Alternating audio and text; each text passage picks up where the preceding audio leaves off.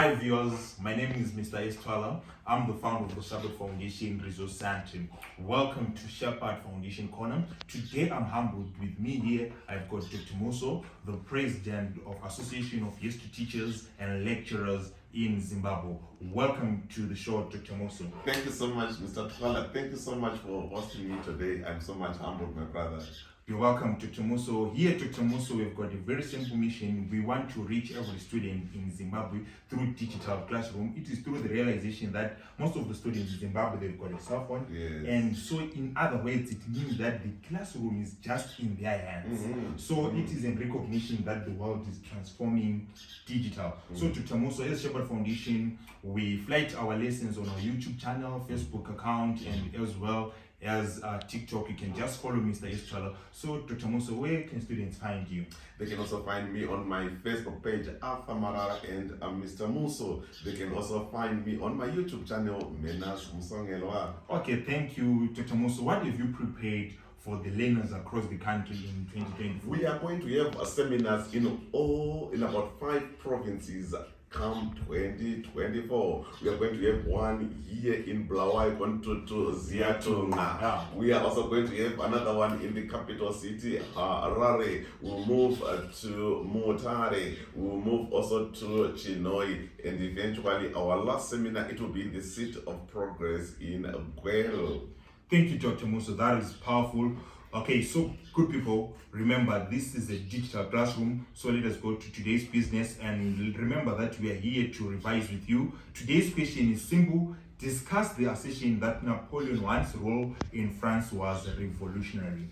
Yes. So I'll take the question again. Dr. Muso, I always say this to my students. Whenever you see a question, make sure that you read it many times until you understand the key demands of that question. So I'll take the question for the last time. Discuss the assertion that Napoleon's first role in France was revolutionary. What's your take on that question, Dr. Muso? We are guided by the term discuss and also the term revolutionary. So we'll be linking the domestic reforms that were introduced by Napoleon. These domestic reforms, did they reveal revolutionary elements? Did these reforms depict that Napoleon was revolutionary? So in short here, in order for you to answer this question fully, we have to understand the domestic policies of Napoleon. Maybe we can just have a brief discussion about Napoleon domestic policy. But what I believe, Dr. Muso, when we're talking about domestic policies, we are talking about the things that Napoleon did in France. Certainly. We are not talking about other things that he did outside France, but we are simply talking about things that he did in France. So there are quite a number of reforms that Napoleon did. Maybe we can just list them for the students, for those that are reading, so that they can have an overview. So the domestic policies, they're divided into 3. We can talk of the political reforms, we can as well talk of the social reforms, we can as well of the economical reforms. So, you know, one of the things that I always say, Napoleon had the best administrative in France. This is one of the things that made Napoleon to be even successful in his foreign policy. What he did at home, it actually played a crucial role even in his foreign policy. So what are some of the policies that we are going to discuss on this question? So let's start with some social reforms. We're going to talk about the Concordat. Let's start with the Concordat that he introduced in 1801. Remember, we are listing, Doctor. Right. There is Concordat. Make sure that you've got a notebook and you're writing these reforms. We are going to talk about these the reforms in detail later. Alright, there is the Concordat. This is a social reform. We can as well talk about the education system. We can as well talk of maybe the Legion of Honor, that's social rate. We can as well talk of the career open to talent. What else can we talk about? We can also talk about the Code Napoleon, the reforms that he introduced in terms of the laws. The laws, or the Code Napoleon. Let's go to the economic reforms. He established the Bank of France. Make sure you write this down. He established the Bank of France. We can as well talk about the reform in agriculture. That's economical. What else can we add? We can also talk about the issue of employment, creating employment in the country. We can as well talk about public works. We can as well talk about public works. Let's go to talk about the political side. We can talk about the political reforms that he introduced. We talk about the constitution that he established in the country, which was called the consulate. The consulate. The consulate. Okay, Yes. so we are going to talk about these things, and it should also be noted, even though Napoleon was so benevolent, the works of Napoleon were charitable. He did good Yes, things. He certainly, saved the people certainly. of France. But however, in spite of that, there are certain flaws that Napoleon he failed some way. Yes. So we have to also mention all those things along the way. So Certainly. which are those things that you think that Napoleon he flawed here? 1814. Okay, and another thing maybe that we can add on, we see that he introduced a police state. He even revived some of the ancient regime practices, such as the letter Concordat, the print censorship, all those things. We are going to talk about these things later. Alright, Muso, let me take you back to the question. I think we diverted from the question, but I think it was very important for the learners. Yes. Alright, discuss the assertion that Napoleon's first role in France was revolutionary. Alright, so Muso, how best can we answer this question? But you said it's very simple. We have to first agree with the question. The question is, we have to first define what is it that is being, when they say Napoleon was a revolutionary. Personally, I believe it's simple as saying that Napoleon was a child of the revolution. Certainly. That's being revolutionary. Yes. Why? Because Napoleon maintained some of the revolutionary gains and aspirations in different sectors. For example, let's talk about education. Yes. What do you think about Napoleon being revolutionary in this reform of education? Yes, we can talk about him starting schools, elementary schools are being built. Talk about primary schools being built. We talk about secondary schools. We also talk about the tertiary institutes, the polytechnical colleges are being built. We talk about the vocational training centers. We also talk about the first university of France. Literally, the literacy level is improved by building so many schools in the country. He became a darling of the people. Why? Because of building so many of these schools. So he was a revolutionary leader. Okay, just to add on that, I believe that he was also revolutionary in education, because education was now open to all classes. For instance, every boy child was allowed to go to school, unlike the practices of the ancient regime, whereby only the privileged classes will only afford good and quality education. But during the time of Napoleon, if you're a male child, you will attain quality education. Dr. Muso, he explained quite a number of schools that were open, so people that benefited from all that. So Napoleon was a revolutionary leader. So here we can say that he was a child of the revolution. Why? Because actually he maintained the principle of equality. Certainly. Every male child was allowed to go to school. But I think it's going to be best if we can even talk about the other side of this point of education. For example, I believe even though Napoleon was revolutionary, but at some point Napoleon was reactionary. For example, let's talk about the issue of women. Or the issue of a girl child. What do you think about that? Women, they were not given equal opportunities like the boy child.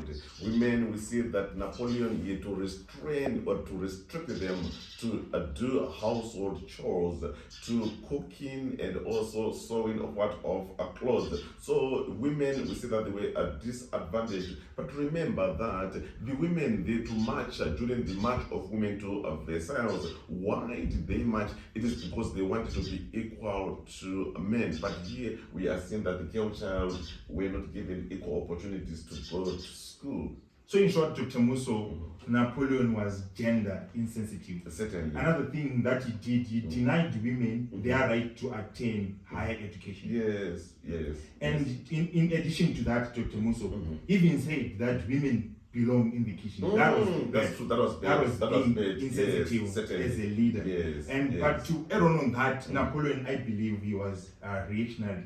What do you think about that? Because he was gender insensitive, like we said, he denied women to attain better education like their male counterparts. So that on its own. What else can we maybe talk about? Let's talk about the issue of Napoleon, for example. Banning some subjects. For example, he banned some very important subjects. For example, for people like us, we are not going to benefit during Certainly. the era of Napoleon. Yes. Because we are not good in sciences, we are not good in commercials, but we are good when it comes to arts. But those subjects were banned. What's a comment on that? So we can talk about him banning subjects such as ours, history, banning literature and philosophy. He was saying that these subjects, they promoted critical thinking. He did not want people to criticize his despotism. So we can say again that Napoleon, he was a despotic leader. Why? It is because of banning of these subjects. So basically, Napoleon, he banned subjects that were going to create critical minds. He banned subjects. So in other words, this guy was a dictator. He was. Why? Because he didn't want any opposition. Certainly. Because if you're a leader and you don't want opposition, it means you are a despotic. You are a dictator, by the way. Certainly. So I believe, even though Napoleon is progressive, but he's also dictatorial in this sense, right? Yes. Why? Because he wanted to produce docile students, those that were not going to say anything, that were not going to criticize him. So he wanted, at the same time, the education system was designed to make people believe that Napoleon was the Messiah. Certainly. And we know that it was semi-military. And there's also another of bursary. Bursary, it's more of scholarships. We know that when you talk of the issue of bursary, not everyone in France benefited from these scholarships of bursary system. Why? Because most of the people who benefited were those that were close to Napoleon and those that supported Bonapartism. That was not fair. So at some point, even though it must be noted, remember, history is a subject of debate. And you're debating with yourself. Even though Napoleon is a revolutionary, but there are some instances where you violate some of the revolutionary principles. For example, you say, now you realize from your first part, you say that Napoleon saved the people through the education system, building schools. That was good, right? That was a charitable work. But however, nonetheless, but even though Napoleon is a revolutionary, at some point he tends to violate some of the principles that we consider very important as far as the revolution is concerned.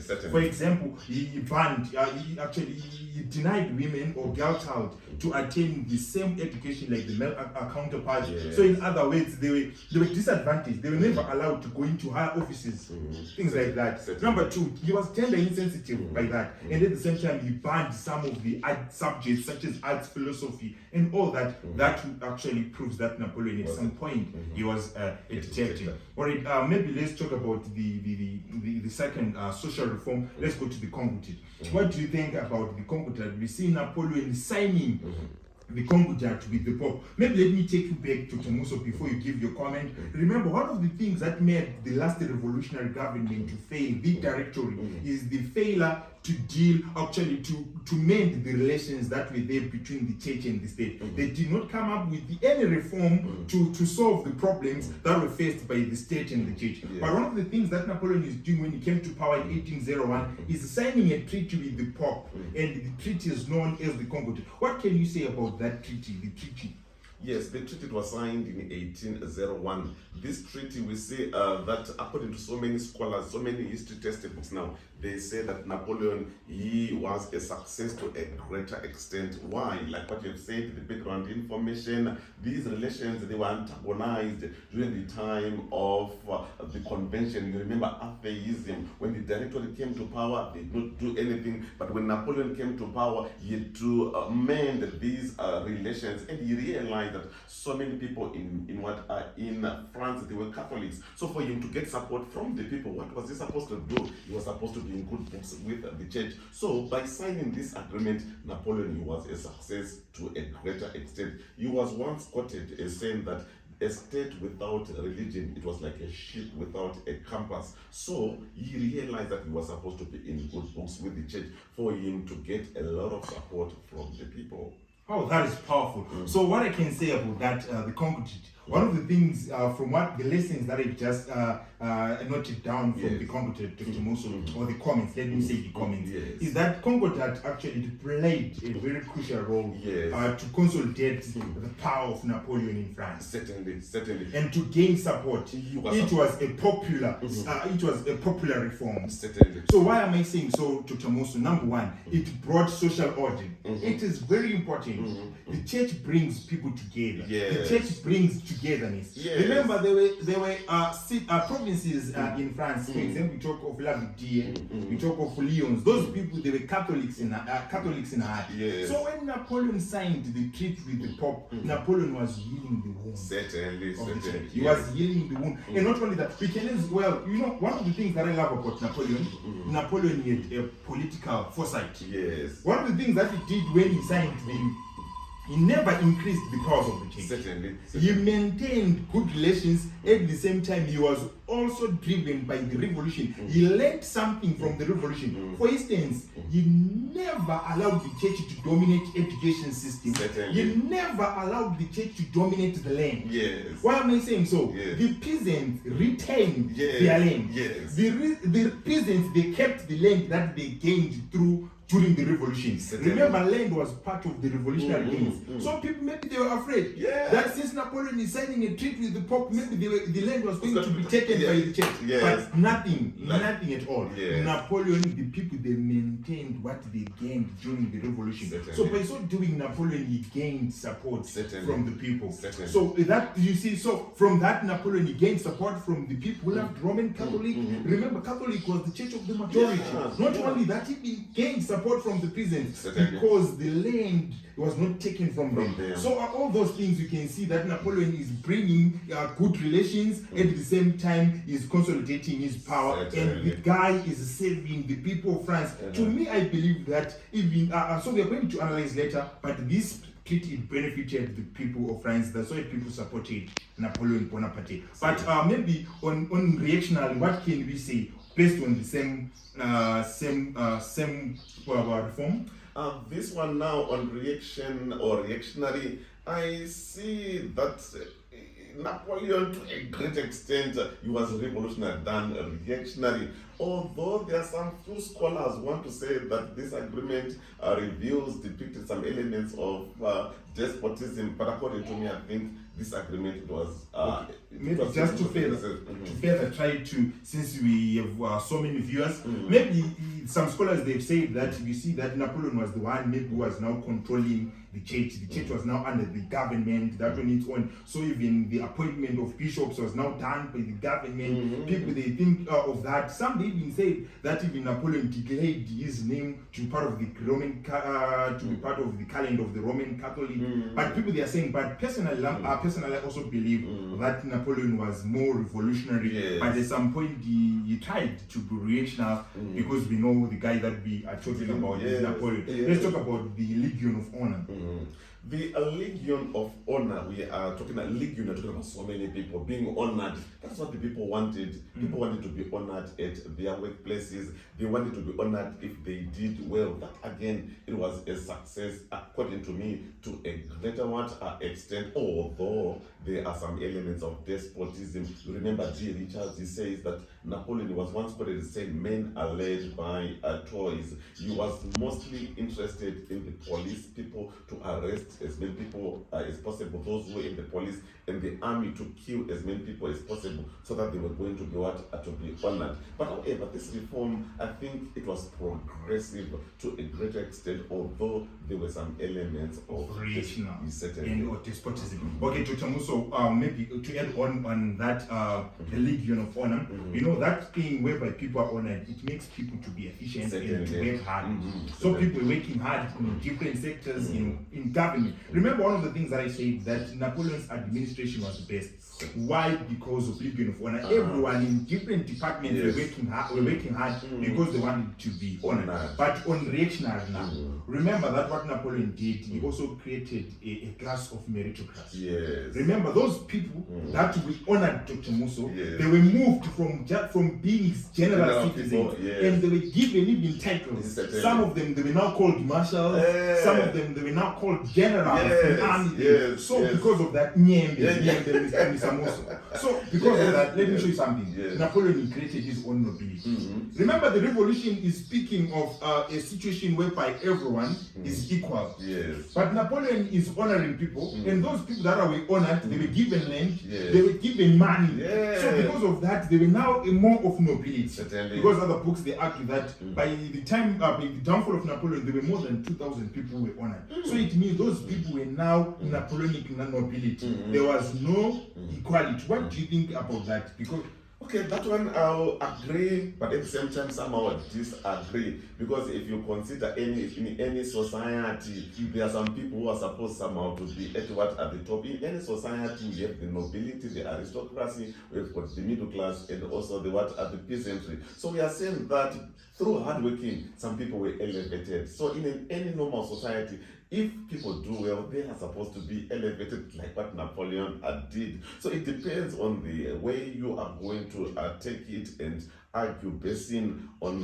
how societies are organized. also mentioned a very important point. Yeah. That later on he concentrated that on the military Yes, and on the police. Yes. So in other words, he was creating a police state, which proves that Napoleon, in other words, he was doing this in order to silence opposition. Certainly. You see now, Certainly. he was using it as a method. Those that talk too much in Yes, army, they were elevated and they were given some benefits, so they will be quiet. Maybe whatever the case, or if that's good, Dr. Muso, let's go. Maybe we talk about the economic side. I believe that in the economic sector, Napoleon, he tried to deal with one of the things. The economy of France was rotten. Yes. The economy of France was decaying. Yes. But Napoleon, he tried to revive the economy of France. Maybe one of the things that he did, which was so fundamental, is to establish the Bank of France. Oh, it was what can you beautiful. say about the Bank of That France? was fantastic. That was superb. Why? It is because through the Bank of France, France became self-sufficient. People could now go and borrow loans.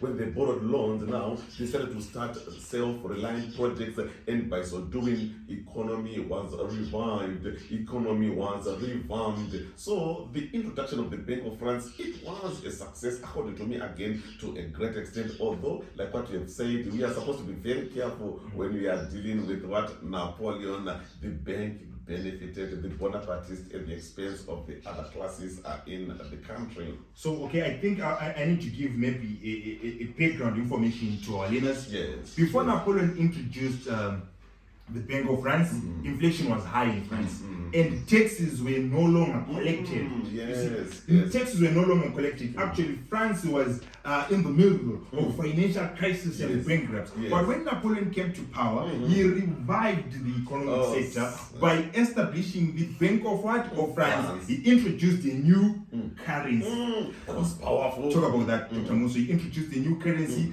and the new currency stabilized inflation. Yes. And a good thing again, remember, the money was standardized and the money was backed by gold. That on its own, it actually meant a smooth flow of currency in the country. And the people of France were happy, I tell you, my brother. I tell you, because and the other thing, the collection of tax was resumed, and tax now was centralized, and there was order, and the tax was now standardized. One of the things why people revolted in France, they revolted against the pathetic system of taxation. But when Napoleon came to power, he made sure that he normalized. Certainly.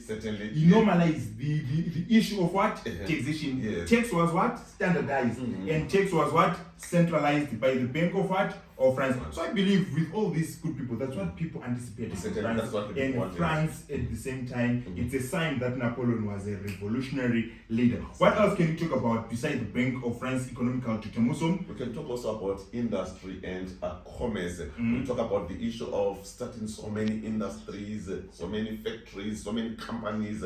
They started, and when they started, those companies started to manufacture different commodities. They started to manufacture different items. Those goods that we manufactured now, they were used in the country. We are now talking about self-sufficiency. Those goods, they were now exported to other countries. We are now talking about trade. Trade now bring in foreign currency. Bringing foreign currency, like what you have said, inflation, it was curbed. Inflation was controlled. The money in France, it became valuable. It gained value. So by so doing now, economically, France was now thriving. France's economy was now revamped, and that is what the people in France wanted. Another thing, maybe to Muso, let's talk about creation of employment. Certainly. One of the things when Napoleon came to power, he created employment for the French people through public works. During the time of Napoleon, one of the things we start to see a lot of activities, a lot of action that was done in France. For example, he started to build bridges, construction of bridges. And you know, bridges, they connect different provinces. So we see goods moving from this province to another because of bridges. So in other words, it was improving communication, widening of roads, building of France. You know, during Napoleon's time, France was beautified. And the good thing, the people of France, they were working. Oh, lovely, yes. You know, whereby the French people, they were working, they were building their own cars. Certainly. You see, Dr. Muso, at the same time, they were employed. One of the things about other revolutionary governments, they were silent about where people are going to get employment. But Napoleon is creating employment in the country. That was good. That was absolutely good. And another thing, through public works, he also introduced what is known as the Museum of France. And you know, during the Italian campaign and the Egyptian campaign, you know, that Napoleon had some loots, and those things that he looted from Egypt, some of the artifacts from the Pope, all those things, some from Egypt, he took those things and he placed them in the Museum of France. And France became the center of heritage. That on its own, it promoted tourism, and we know that tourism, it brings foreign currency. Or maybe just to conclude, let's talk about some, let's go straight to some of the local government and the central government. Like we say that one of the things that Napoleon was inspired by Montesquieu theory of separation of what powers. We can see in when he reorganized France. So the reforms at local government and central government levels were progressive and effective. Dr. Muso. So Dr. Muso, what can you say about the some of the reforms? But just in short, you just give us a short summary. Let me just give a summary on the political. He introduced a new constitution which was called the consulate, and he became the first consul. So on the constitution, he was the first consul. He was having all the executive powers. Then below the first consul, we have got the Council of State. The Council of State, it was an upper chamber. As an upper chamber, now it was responsible for approving laws that were debated in the lower chamber. But however, the people who were in the Council of State in the upper chamber, they were directly appointed by Napoleon. So we are seeing his despotism again. Then below that, now we talk about the legislative assembly. We're talking about the members of parliament. These members of parliament, they are what came from different political parties. They were elected by the people up to about 1804. Then below that, now we talk about the tribune or the tribunate, which was the system of justice, which consisted of lawyers who were appointed again by Napoleon. Then eventually we talk about the local councils. These were the people who represented people from different areas. So this is the constitution that he established. So from this constitution, I think you have seen that it's also depicting elements of despotism and Bonaparte, and also elements of progress. He was a progressive leader. But one thing that I said before, Doctor, I say that Napoleon was inspired by philosophers such as Montesquieu, separation of powers. So by so doing, I think that Napoleon he was a revolutionary man. Yes.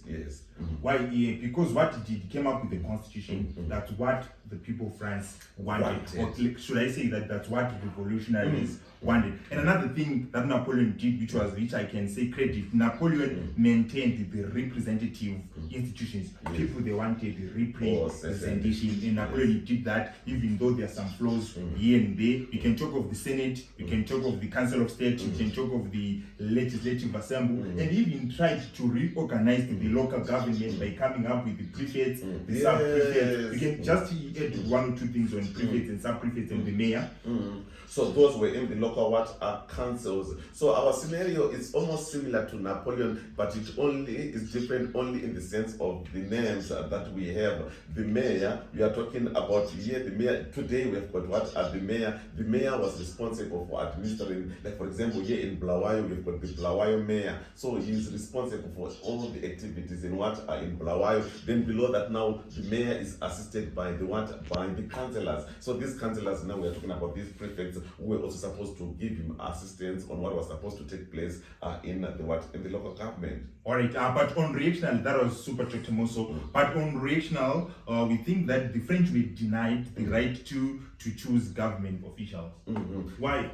I'm saying that on reactional, the French people were denied the right to choose government officials. Why? Because some of the people were directly appointed by Napoleon. So we can see the influence of Napoleon here and there. But this doesn't dismiss the fact that Napoleon was a revolutionary, but at the same time he was reactional.